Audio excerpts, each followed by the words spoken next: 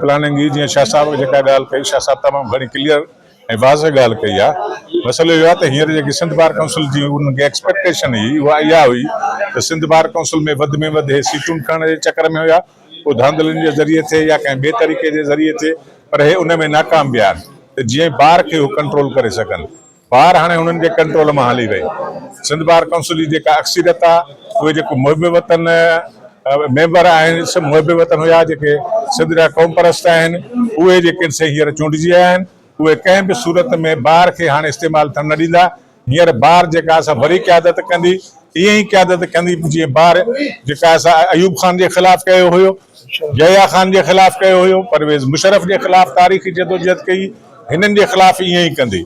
त इन करे इहो न सम्झी वेहनि त ही जेके सिंध खे कोई मामूली शिकारगाह सम्झी उते जेको उहो शिकार वणंदो उहो करे वेंदा। हाणे इहा ॻाल्हि हिननि जे हथ में नाहे रही। भले पीपल्स पार्टी कुझु बि करे, सिंध जे अवाम खे पीपल्स पार्टी विकिरो नथी करे सघे, कंहिं बि सूरत में विकिरो नथी करे सघे।